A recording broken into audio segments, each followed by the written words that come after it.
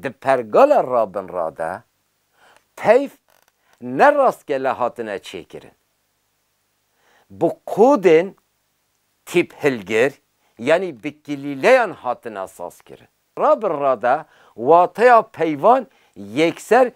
جخوازا گردون و جیان هاتنه تیره کرن مینک تیپا دنگین ها امد بیجن خه ناوی آخه او آخه سمبولیزه دیگه تیپا امد بیجن جه ناوی جیه او جیان سمبولیزه دیگه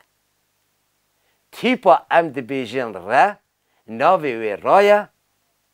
او را او تفگیر سمبولیزه دیگه اوجی دیار دیگه کو کردی خوی پرگالک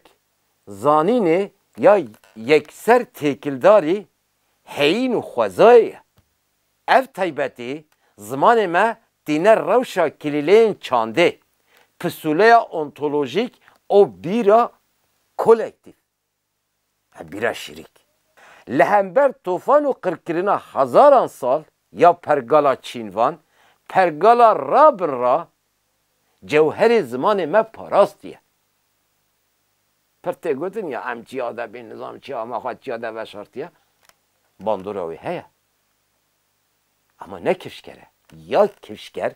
طیبتی یا پرگالا رابن رایه پرگالا رابن را جوهر وی زمانی پاراست کرد هم بر وی طوفان و قیامت ها 5000 سال اوه آوانا کلیله دار او پرقد لهمبر ایریشن جدر و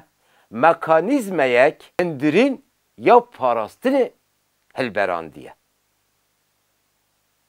جبروی از دبیجم کردی تنه نه آمری را گهاندنیه کردی زمان خواهوندا کری انتولوژی خواهوندا دکه یعنی واطه هین خواهوندا دکه